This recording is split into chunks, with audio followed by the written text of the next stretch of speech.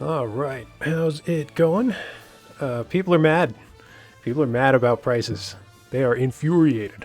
So let's talk about that for a bit, because I can see the arguments on both sides, and online there's a lot of just kind of embers of anger, and I'm here to douse them in the ice water of realism.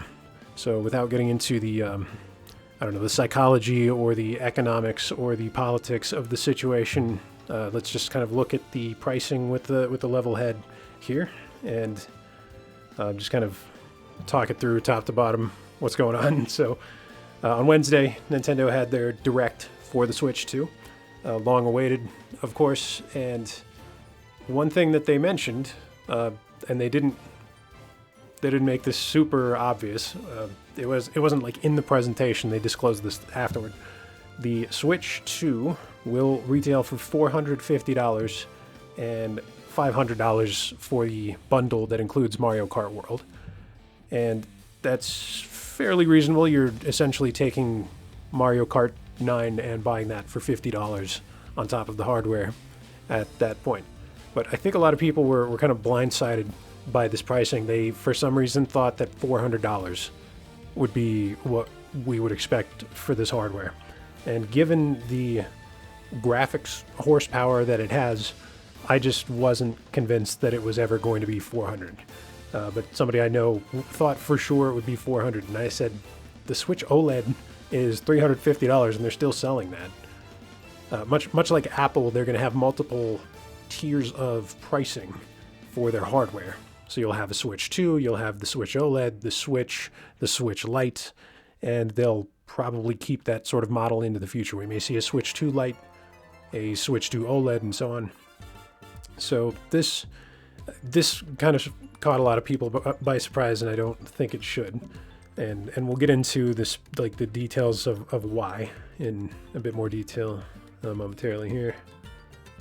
But yeah, so with the games, we've got three kinds of games that are going to be on the Switch. So you've got Switch games, or Switch 2, I should say. You have Switch games, Switch 2 games, and then special Switch 2 editions of certain Switch games. So Switch games have a variety of price points, $50 for something like Mario vs. Donkey Kong, or $60 for like Tropical Freeze, and then $70 for premium premier Switch games. As far as I know, Tears of the Kingdom is the only game where they've tried to command a $70 price for it. But they established that precedent and then have not followed through on it, because Switch 2 games are now $80 digital, $90 physical. So it seems we've just leapfrogged right over $70. Nintendo only ever charged $70 for Tears of the Kingdom, and what, we're just not doing that now? So I see why that upsets people. I thought we were settling into $70 because that's what other next-gen games were kind of being priced at, like Spider-Man 2, for example, on the PlayStation 5. So $80 digital, $90 physical. At first glance, seems kind of crazy when we've been used to $60 for so long. But the math will make more sense when I get into it further into my notes here. So essentially the pricing, $450 for the hardware, $80 or $90 for a game, and then for any sort of existing Switch games, $60 is still standard for those, or $70 for Tears of the Kingdom. And then for those Switch 1 games, which you can upgrade to Switch 2 editions, those are going to range from $10 to $20.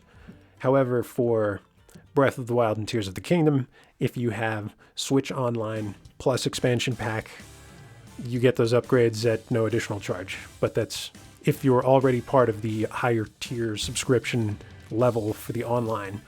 So Nintendo knows that, people like myself wearing the Nintendo merch and buying everything on day one when we can. We're in that kind of core audience. We've got Switch Online, we bought Breath of the Wild, we bought Tears of the Kingdom, so we're exactly the sort of people who ought to receive as a benefit of online the Switch 2 version. So I really appreciate that. When I get a Switch 2 at some point, I will most certainly be revisiting those games in the upgraded Switch 2 versions. Most people, though, if they're not part of Switch Online Plus expansion pack, are looking at that $10 or $20, I forget which it is, for those upgrades. And it's unclear whether other games will follow that same pattern, or whether they'll be free, or whether they'll be more or less, like who knows.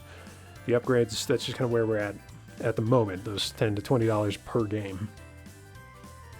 So, now that the hardware and the games are out of the way, it's like accessories are the next biggest kind of thing making people upset. So let's just kind of look through these and see, is it really that crazy? Is the pricing really all that wild? So we need micro SD express cards. This is important because they have faster read-write speeds, and your old SD cards ain't gonna work in the new Switch 2. That's important, like I say, because of those read-write speeds. So your old SD cards are fast enough for captures only.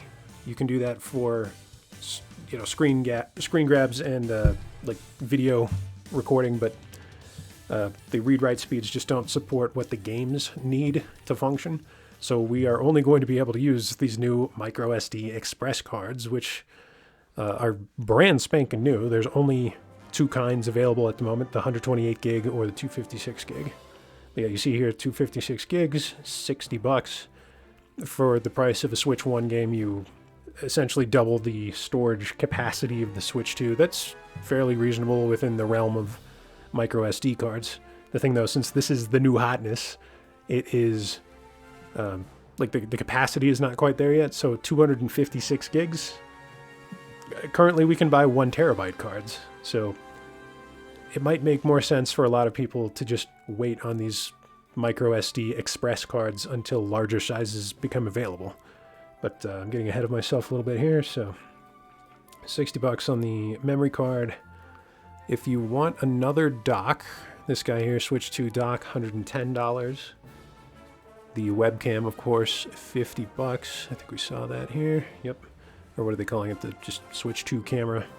Kind of uninspired, but very straightforward.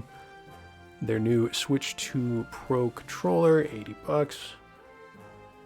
And then another pair of Joy-Con, $90. Another pair of straps, $13. The large carrying case, right, $80. The small carrying case, $35. Wherever those were. I think we saw those. Yeah, here they are. Then we've got, what else? The Joy-Con wheels, $20. The Joy-Con charging grip 2. Right, this guy, $35. Just in line with the charging grip from the first one.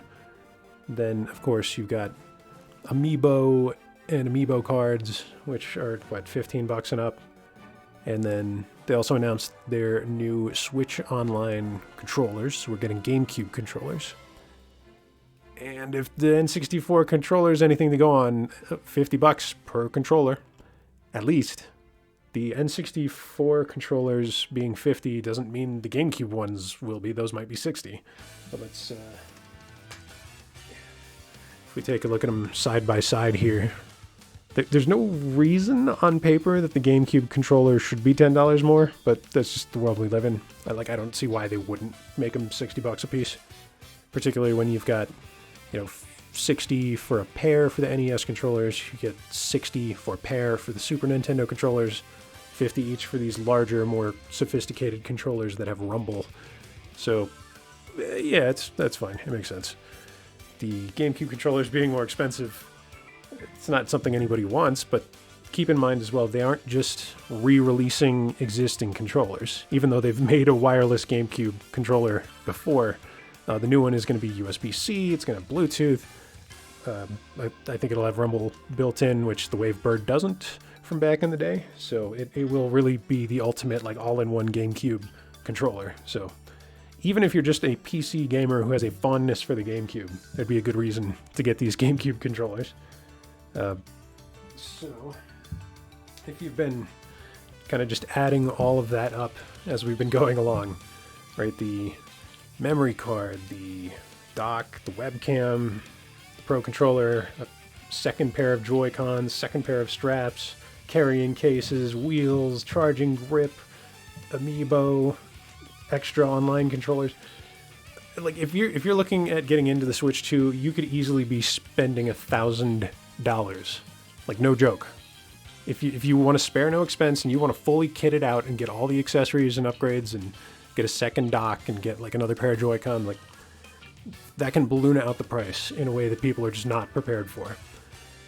So now that we've kind of seen all of these prices and tabulated all of this, let's kind of go through this item by item though and decide like what do we really need to kind of get started with the Switch 2. Well, one of the first things they told us was the Switch 2 is getting 256 gigabytes of storage, which is pretty sick. That's 8 times what the first Switch has, and that'll go a lot further than I think most people think it will. Like, the largest game I have installed is Smash Brothers Ultimate, which is like 17 gigs. So let's just say 256 divided by 18 will round up. Yeah, you're easily at 14 games stashed on your Switch. You know, at least a dozen. You know, let's be more generous for the for the operating system. But 10 to 12 games on your console by default without needing additional storage. It's not bad. You know, that'll do for a while. You know, until larger memory cards are available, or until you have some other game you want to play and you do the old, you know, let's uninstall this one so I can install this one. But yeah, it's like right out the gate, that's $60 on the memory card. Maybe save yourself a few dollar dues there. So Mario Kart World as well, that's optional coming right out the gate. I mean, that's like the launch game to play. But if you don't like Mario Kart, or you want to just replay Breath of the Wild and Tears of the Kingdom on the Switch 2 rather than diving into Mario Kart World, save $50 right there on the bundle, or save $80 on the game itself. So let's see. And of course the dock is included, so that $110 on the spare dock here, it's not necessarily unless you plan to be gaming in more than one place, like with more than one TV. Most people though, I imagine, are probably going to have the Switch 2 live in just one setup, or with one TV of theirs, at least for the time being. I know at least with the first Switch it took me a while to acquire additional docks. And I sometimes had to wait for those to come back in stock or to drop in price, because the pricing on the first dock fluctuated and the availability was not ideal. So the Switch 2 dock demand is probably going to be pretty low for a while, but hopefully they'll be able to supply, you know, meet the demand with the supply. So let's see. Yeah, you don't need a second dock, so just cut $110 off of that $1,000 quote. Webcam, of course, also optional. Really, like, most people will be fine with voice chat, and video chat is... We'll see. We'll see how much appeal it has. I think it may have limited appeal. Like, just the amount of nonsense you have to do just to set up something like a webcam and do what I'm doing now. I can easily see people not wanting to have other people see into their living rooms. You know, see them in sweatpants with their unmade bed and whatnot. So it's like, no, shut the camera off, or better yet, just don't even go in. Saving yourself $50 there if you just skip the camera. Oh yeah, and the new Pro controller, it is pretty exciting. It's kind of deceptive. Like, at first it looks just like the first Pro controller, and you're like, what is this? What's different? But you're looking at things like the C button for game chat, the analog triggers, not digital triggers. It has 2-stage analog triggers on this guy. Then you've got the GL and GR buttons on the back. There's also like a new magnetic charging attachment, kind of like MagSafe, but for the controller. So I'll be interested to see how that feels. So, like, there are reasons to get into a Switch 2 Pro controller. There are some advantages, but Nintendo has also confirmed that pretty much every Bluetooth pairing controller that works with the Switch will work with the Switch 2. I don't know if there are any exceptions, but I imagine anything that does this number, the little, 4 lights thing, like, that'll probably pair with your Switch 2 like it will your Switch 1. I guess the caveat there is that the new functions on, like, the Pro 2 controller, like the C button and the analog triggers, clearly those wouldn't be available to you on the first Pro controller. But, you know, let's say you've already got existing Joy-Con, you've got existing Pro controllers, you can just move those on over to the Switch 2 without much hassle, from what I understand. So, you know, do you really need the Switch 2 Pro controller? Maybe not right out the gate. Save yourself another $80 there, you know, on this giant package here. And again, this is just from my hypothetical where we spared no expense and bought everything on this page pretty much, which most people won't do. But you do get concerned when you start looking at all these prices and accessories and you're like, how much of this am I going to need? And what do I want to pay for? It's like, yeah, I would skip most of this for now. Or you could get away with skipping it. Let's see.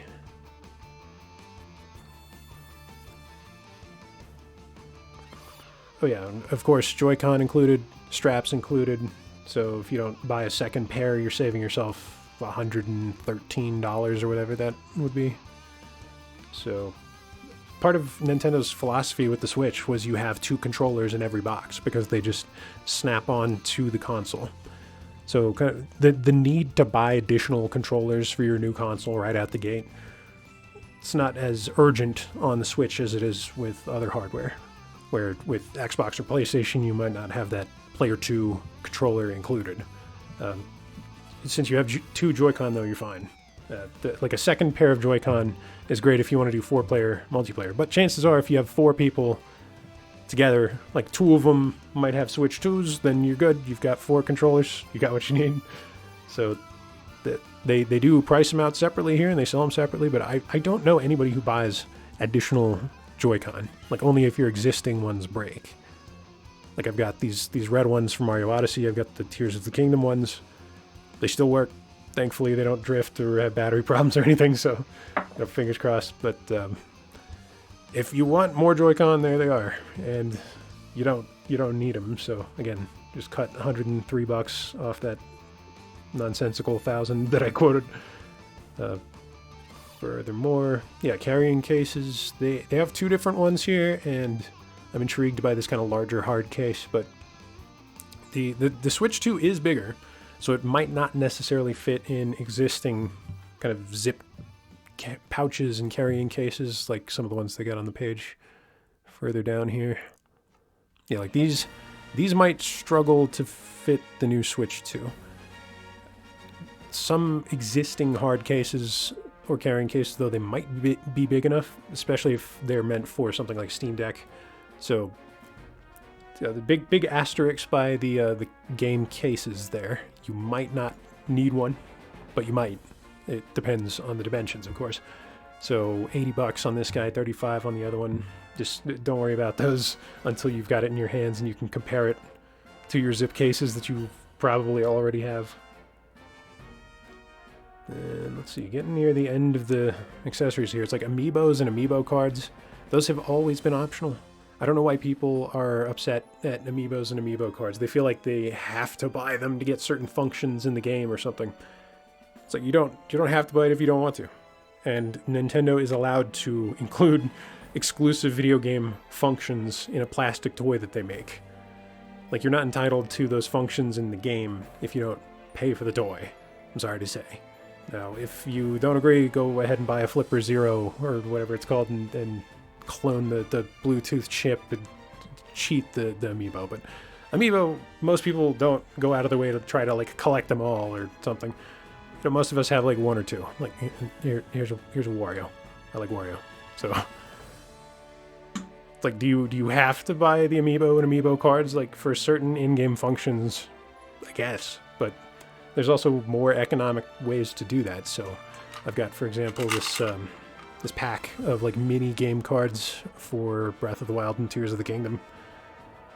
People were just not up for this idea for acquiring figurines and statuettes, and so they were already creating these. These are third party. These are not made by Nintendo.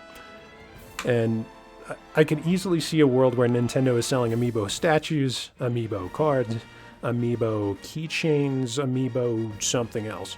So I don't think we're anywhere near the end of this brand or the kind of like tap to life gameplay functions. I think we'll see that continue, but you don't need any of these if you don't want them. You can pirate the Bluetooth chips or cheat it if you want to. Go right ahead. Nothing's stopping you. But, nobody's like making you get Amiibo, so that doesn't have to be part of your price consideration here. And then, lastly, those Switch Online controllers. You don't need the GameCube controllers. If you've got a Pro Controller or the new Pro Controller 2 or Joy-Con, you will probably be able to play all the GameCube games that are on Switch Online. That's what you can do now with the Switch Pro Controller. So, you can use this to play NES games, Super Nintendo games, N64 games. Like the GameCube controller, that's really just for nostalgia and authenticity. So we were looking at $450 for the console, and then adding in all the accessories and junk and extra bits and bobs and baubles and pieces, looking at easily $1,000 or in that price range. And then let's sober up and come back down to earth again. It's like you don't need any of this. Like you can get in on the Switch 2 and have fun with it without actually having to spend on pretty much anything except a game. You just have to decide on what your Switch 2 launch game of choice is.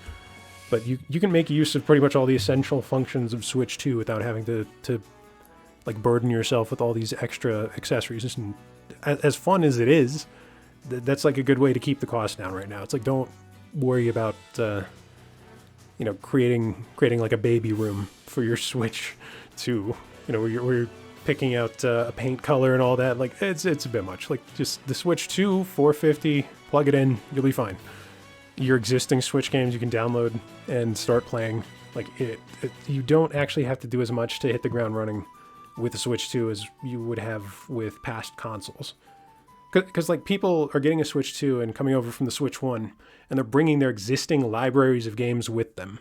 So as much as I love something like Wii Sports to really introduce you to the hardware and have something in the box to play, you don't really need something in the box with new hardware all the time. It helps, but it's not necessary.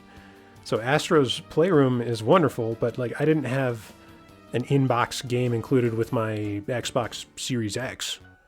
Sony went ahead and did that with PlayStation with Astro's Playroom, and it's great, and it's a cool way to introduce you to the hardware. But you don't need that, particularly not when it's such a direct follow-up like this. Switch 2, Switch again. We're doing more of this. So if you have Switch games you like and you want to play, you can play them on Switch 2.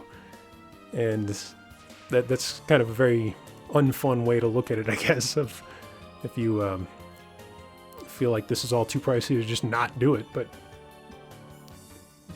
now let's like look at the numbers and kind of make more sense of the finances here. Because basically $450, that's actually not super out of the ordinary for what a console can or should cost at launch. So let's see.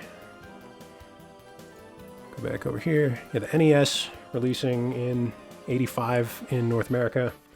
That was $200 in 1985, which doesn't sound like a whole lot, but if you account for inflation, that is $600 today, which sounds like kind of a lot given what the NES is capable of doing. It's reliable, it's like the VCR of games. It's solid, but I don't know, like we've all been exposed to a lot more game hardware now, so we're not as impressed with the NES at that price point for $600. The Super Nintendo similarly launched at $200, but it was in 1991 in North America. And so $200 in 91 is $470 today, which again is an insane amount of money. That's more than they're asking for the Switch 2.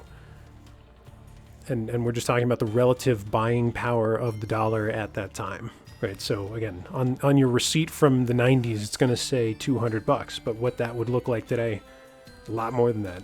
Same thing with the N64, releasing at $200 in 1996. That looks like $407 today, which is, I think, what people were expecting the Switch 2 to cost. So GameCube, this was famously overpriced. It was released at $200, and then price dropped to $99 within like the first year, and then price dropped again later in its lifespan down to $49, which is really sad and upsetting because of what a wonderful console the GameCube was.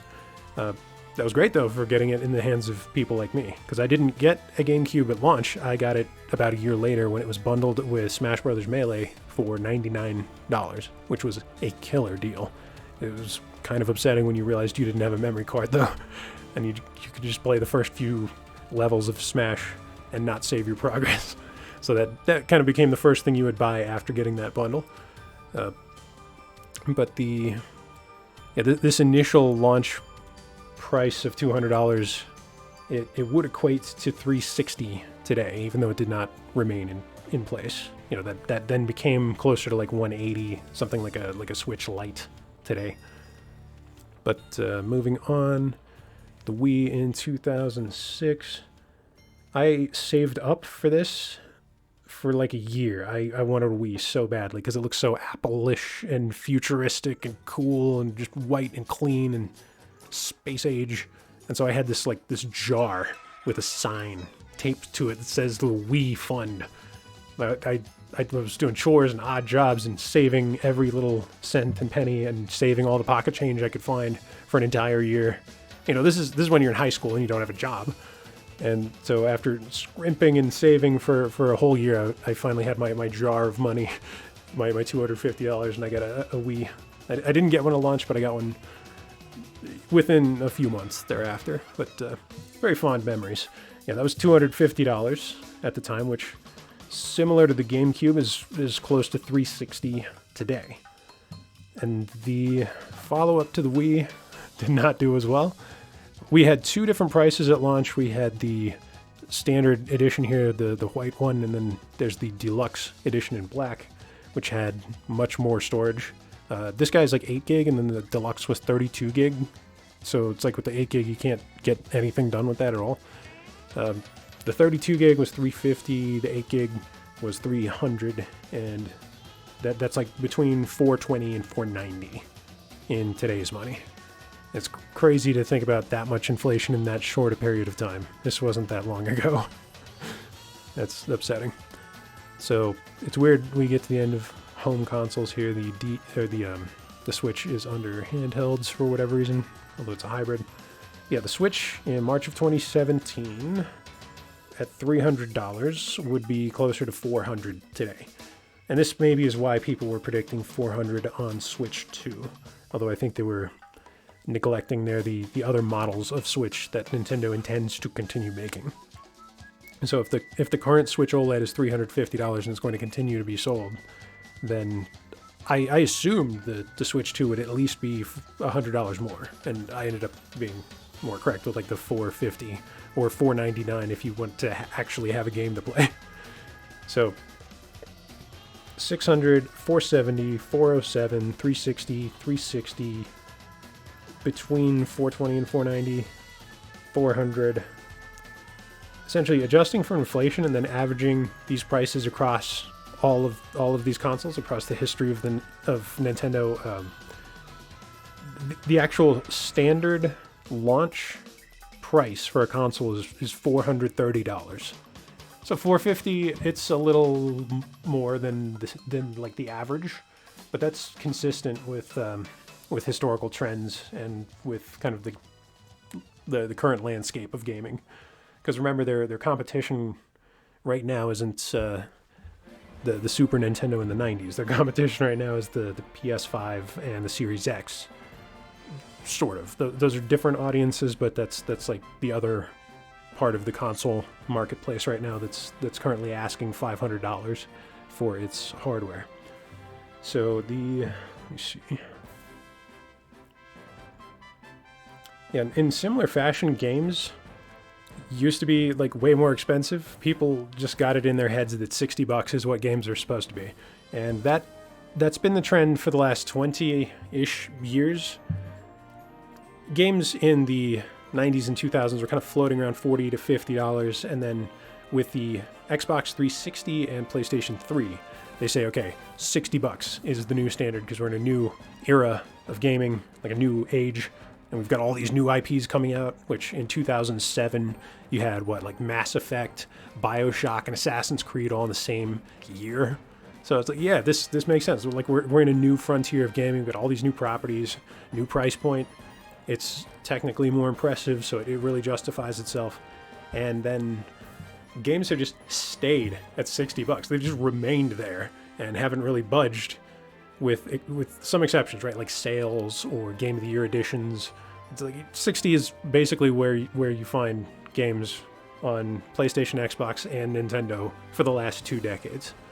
I guess the notable exception being the Wii U, or the Wii and the Wii U, kind of in that area. Nintendo is pricing their games about $10 lower than Sony and Microsoft. So you'd see the same game, like Nintendo, PlayStation, and Xbox versions, 60, 60, and 50 for the Nintendo version. So I was like, oh, that's kind of a deal. They didn't continue that, but for a hot minute there, that was not a bad strategy to get more game sales on Nintendo's part. It's just price yourself a little bit under the other guys. It's like, oh, if the other guy's charging 60, I'll charge 50, and then people will be a little more apt to spend their money with me, and it's not a bad strategy. But they didn't maintain that. So games haven't always been 60, and they don't have to stay at 60. That's the thing that you're all upset about, but it's true. It's not written in stone anywhere. Nothing says games have to remain $60 because they haven't historically been $60. So let's scroll back up here. So let's say it's 1990, or, near the end of the NES's life cycle, and you want to buy Mario Brothers 3. You would have been paying $50 plus tax, which is not bad. Today, that's $125. So let's fast forward a few years. Super Nintendo. Let's say you're in 1994. You want a fresh copy of Super Metroid. $60. Okay, it's not bad. It's what we expect today. But the thing is, with inflation, at that time, that was more like $130. Right? That's like $130 today, rather. So same kind of deal. Scrolling forward, N64, you get the first 3D Zelda game. This is a big deal. Nintendo asked $80 for Ocarina of Time at launch. Sound familiar? That's a price that we're looking at again. And the thing is, $80 in the 90s, right, in 1998, that's $156 today. That's insane. Can you imagine anybody paying $156 for a new Zelda? I love Zelda to death, and I don't think I could bring myself to do that. That is quite a sacrifice. Like, good on the people who went out of their way to get Ocarina of Time at launch. Because I know that they didn't stay that expensive. Majora's Mask, I think, was 60, and then maybe went down to 50. But your other N64 games were priced usually at 50 or 60.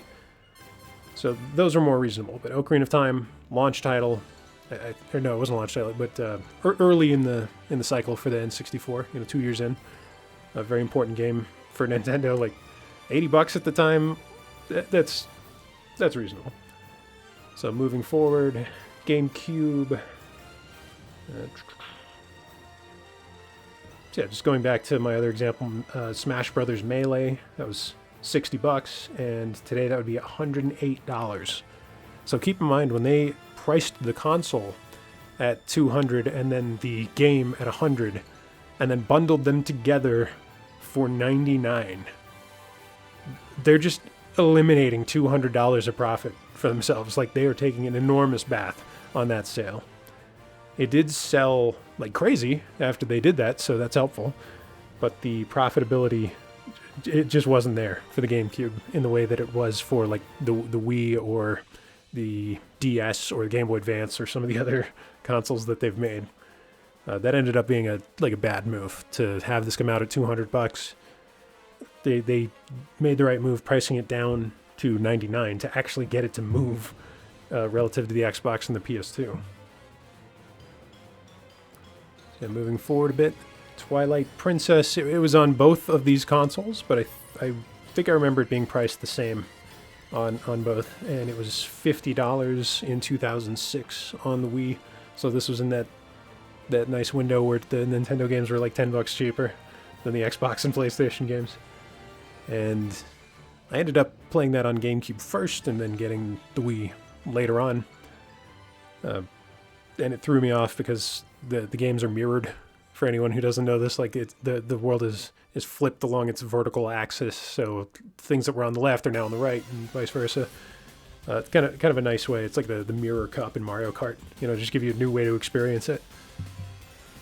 But that being a launch game for the Wii, people were paying $250 for the hardware and then paying the other $50 for Twilight Princess, and I remember similar kind of belly aching and kvetching back in 2006 of people going like, oh my god, it's so expensive, man, and everyone bought one. Everyone bought one. You all bought one. I bought one. My grandma bought one. Everybody got a Wii. So it's not really as much of a problem as it's, I think, being made out to be. But the Wii U, as we mentioned, two kind of prices on the hardware. All right, we're looking at the game, so yeah, let's just take like New Super Mario Bros. U, $60 at launch, which is the standard price that we're all used to. And again, after just like 13 years, today that is $84 with inflation. 60 has become 84 in just over 10 years. So then, most recently, in the home consoles, even though it's miscategorized here, the Switch, right? We had Breath of the Wild back in March of 2017. That was $60, and that would be 78 today, so almost 80. So perfectly in line with what they're asking for the new digital Switch 2 games. So just like we did with the consoles a minute ago, averaging all their prices and accounting for inflation. Right, the consoles, $430 at launch. Right, the games, where was I? Yeah, add it all up, divided by the number of consoles, we're looking at $108 for a typical launch game. Not 60, 108. That's almost double what you're expecting to pay these days. So like we've gotten very comfortable with this $60 price point, and I think it's time we asked ourselves, like, why did we think this would last? Why did we think we would always be paying $60? Because our currency doesn't hold its value. They just keep inflating it at 2% per year or whatever, and it's actually much higher than that. So the actual buying power of the dollar is not what you think it is. So $450 today, it's not as much as you think it is compared to the past. It's like, would you really go back and undo what you did, right? And unbuy those consoles that you bought at launch because they had the same sort of proportionate price, relative to the economics of the time that the Switch 2 does. But where does all this leave us then? Because Nintendo's got to figure out something to do. Like they have a problem. So there's like this YouTube channel by a couple of Nintendo PR people called Kit and Krista. They did a good video on this. They straight up called this like a PR crisis for Nintendo. I don't know that I would go that far. It's a crisis in the sense that Nintendo doesn't seem to know what to do about it. They haven't articulated a good response to the criticism online. But it's not a crisis in the sense that if Nintendo doesn't do anything, I don't think anything's really going to happen. Like the console and the games, they're still going to sell. The internet can try to hold the line and join together and like, let's all just not buy the Switch 2. And some people are not going to join in with that little boycott, that little protest. They want their Switch 2. I want my Switch 2. I'm not going to get mad and scream about the price, because as we've seen, these prices, you can kind of like balk at them at first glance, but actually that's perfectly in line with historical trends. So like what does Nintendo do at this point? Well, I think their current strategy of just doing and saying nothing, that's not a good move. People want some kind of response from them, some sort of reassurance. And I don't think it would be a good idea for them to just dismantle their pricing plan because of some misbegotten screeching online. Like, Nintendo doesn't have to give you a discount just because you keep spamming, drop the prices in the Treehouse Live chat. That's not how this works. like if anything, that's a good way to get like a adversarial reaction, like a paradoxical effect. You get the opposite of what you wanted. So that's a good way to get Nintendo to just not listen to anybody and to then just double down on their very corporate decision to raise prices here. So as I mentioned earlier, like it's really about voting with your wallet. If you want to influence Nintendo's pricing decisions, don't buy the hardware, don't buy the software, don't buy the accessories. You pick and choose which parts of this you decide you want to buy into. And Nintendo has, I think, very wisely continued to keep the Switch brand alive alongside Switch 2. So if you don't want to get in on Switch 2, you've still got your Switch. You've still got 9 years, whatever, of games to fall back on. You can continue to enjoy that and emulate it on PC and play other systems and do whatever you want to do. Like, just like all those accessories were optional to get the most out of the Switch 2, it's like the Switch 2 itself is optional. So as we've seen in the past, because I mentioned the GameCube earlier, Nintendo will duck and weave and change strategy. If the Switch 2 just flops, if it just bombs, like the GameCube was failing in its first year, or like the Wii U just totally flopped in its lifespan. I think it sold, like 12 million units? The Wii sold 100 million? Right, so they go from the massive success of the Wii to this period of failure with the Wii U, and then they're like, okay, we gotta pivot. We're gonna switch what we're doing. Switch sells 150 million units. Nintendo knows how to come up with a new game plan and shift strategies, so I think Switch 2 is going to be massively successful, quite frankly. I don't think they need to come up with this big war plan for what to do if this sucks and nobody buys it. But if that's what ends up happening, they'll pivot like they've pivoted before. They'll see, okay, people aren't comfortable with this price point, we'll work it down. We'll find some way to eat the cost. Many console manufacturers have had to do this in the past. I want to say it was the Xbox One that was actually sold at a loss. It was either the One or it might have been the Series X. But Xbox's philosophy with that was, well, we sell one game and then we make profit. So we can sell it at a loss, and that's fine because the console just exists to sell the games. And that makes sense if you're somebody like Nintendo and you actually have exclusive games. That doesn't make a lot of sense if you're somebody like Microsoft and you don't, but that's what they decided to do. So I mentioned Kit and Krista saying this is like a crisis moment for Nintendo and they're going to need crisis PR management or something. I don't know. I think what they suggested was pretty simple and straightforward. You just have the CEO come out of hiding, right? Because Doug Bowser hasn't done any interviews for 2 years, and you have him hold up a shield for the rest of the company and take some of the heat and say, hey, we're charging more and we think we could justify these prices. It's more expensive to get our parts. It's more expensive to move our product. Have Doug Bowser take the slings and arrows from the critics. Because right now, like I mentioned earlier, the Treehouse Live chat just being spammed with drop the price, drop the price, drop the price. Why does anybody think that the Treehouse Live employees have any say in the pricing of the games that they're not even developing? You know what I mean? So Doug Bowser is somebody who could be doing a lot of good right now to take some of the flack that Nintendo is receiving for these price increases. But he's nowhere to be seen, so we'll see what they decide to do or what they work out there. But if they just stay the course, $450 system, $80 to $90 games, people will probably still buy in. And it's just because that's the world we live in. The currency is massively inflated. There are more dollars now chasing fewer goods. That's the way it is. So you're going to have to set aside more money, sort of nominally speaking. Right, $450 is a lot of money, but it's not as much as you would have been paying for an NES in 1985. Equivalently, that was $600. It's it could be much worse, and it has been much worse at most times in history. So what we're getting now is technically more impressive than anything that's ever existed, and its price is pretty much in line with what we would expect it to be, given what everything else has cost. Same thing with the games. So game development is more expensive and difficult than it's ever been. People are, of course, they're talking about pricing now, but they were upset at Tears of the Kingdom being $70. They're upset at Grand Theft Auto 6 possibly being $100. And listen, you got to pay to play. Like, if you want the extra life, you put the quarter in the machine. Maybe some of you are too young to remember this, but this is what gaming used to be. So you got to pay to play. Like, if you aren't used to that, get used to that, because that's just how most hobbies are, actually. If you get into a hobby, be prepared to spend some money on that hobby. Gaming is no different.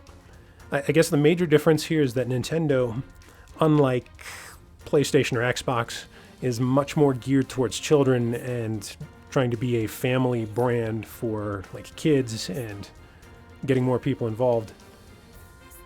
And the thing about that is, lost my train of thought here. All right, so like, yeah, if it's for parents, that's where Nintendo's pricing structure comes into play, with having multiple levels of hardware that you can buy into. If you're like a parent and you're thinking, how am I going to afford Switch 2s for all the kids? It's like, don't get them for all the kids. Maybe get one for the household, or better yet, don't bother with the Switch 2. Like, little Johnny gets a Switch Lite, or gets to keep using the beat up old Switch from 8 years ago. In those situations where you have more people trying to get in on it or play with a Switch, you don't have to get every one of them the latest and best one. You know, when the Switch OLED was released, it's not like you took your existing LCD screen Switch and just frisbeed it into the horizon and then only used your Switch OLED. It's like there's just more hardware out there now. So for the people who really have serious cost concerns, or are, you know, young parents who have some little kids and like not a lot of money to spend on them, Switch 2 might not be the console for you for a while. The audiences of these sorts of things are kind of moving around in a way that they haven't before. So you have young kids like myself who, you know, grew up with the GameCube, now becoming an adult, or kidults, you know, who still want the GameCube. Like, we still want the cool stuff, and now it's coming out and like we can afford it. And that does make it harder for average, ordinary people who can't just afford a $450 console to get in on it, which is unfortunate, but that's nothing new. That's not anything Nintendo can really do anything about. You know, Nintendo can price their console lower, but they can't like put more money in your pocket, you know what I mean? The price of $450, like, they have to cover the development costs, they have to cover the parts, they have to cover all the research, and it's something where they've got a profit margin because they want to make money, and there's nothing wrong with wanting to profit from doing something incredible like making a Switch 2. You know what I mean? So people all think they know better than Nintendo what Nintendo's profit margin ought to be. And that's where I would kind of caution people that, you know, instead of saying Nintendo is the greedy final boss of gaming, Nintendo is not your friend, blah, blah, blah, all these titles and thumbnails of videos I've been seeing recently that just kind of soured me on the discourse. Again, look at these numbers, consider inflation. This is not unusual. This doesn't look to me like some crazy, greedy corporate cash grab. This is what you would expect given kind of the state of the economy today and the landscape of gaming today and historical trends within consoles and software. So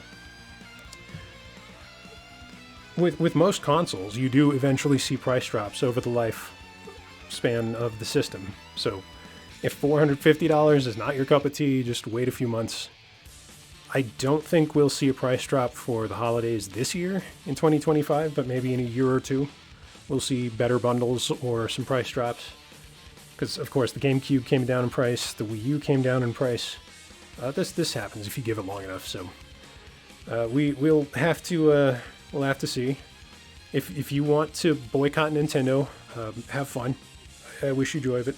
I am going to be playing Donkey Kong Bonanza and having a blast. So you can rage all you want about the greedy Nintendo, but I think they're just doing what they need to do to cover their bottom line and justify all the work that they've done. It's like the years that go into making a game. It's like you price it once. You know what I mean? It's like Miyamoto says with a delay. It's like if you delay it it's just late. But if you rush it out, it's bad forever. It's like if you price it too low, you miss out on that like window of profit. Like if Rockstar prices GTA 6 at $100, they're gonna make just billions and billions of dollars on the first day from everybody giving them $100 for this game that we expect to be worth $100, because we've been waiting since what, 2013 for the next Grand Theft Auto. So the wait for something like Donkey Kong Bonanza, it's like we weren't exactly anticipating that like we were GTA 6, but just from seeing the trailers for that, I'll pay $80 for that. That looks incredible. That looks like one of the best games I've seen in years. So that's all. That's like, it's subjective. You'll have to come to that determination yourself. Like, am I willing to put a little bit more money into this hobby? Am I willing to spend a bit more for the hardware, for the software? I would say it's worth it if you're really passionate about this stuff and you have the opportunity. Maybe take that opportunity, but if you're worried about like making ends meet or paying bills right now or finding work or whatever, don't bother with the Switch 2 at launch. You don't need one at launch. Just look around, ask people you know. You've probably got a friend who's going to get a Switch 2, and you can check it out when I get one. You come over to my house and we'll play Switch 2. So anyway, like, I'm not here to try to defend like Doug Bowser or defend Trump or try to interpret their decisions or defend their positions. Just pointing out that, like, when you, again, it's all about inflation and knowing historical trends and just seeing what the buying power of the dollar has fluctuated like over time. This is not the giant controversy that it's being made out to be, and I hope that people understand that. So this has been fun to record, and we'll hopefully do some more of these, but have a great rest of your night.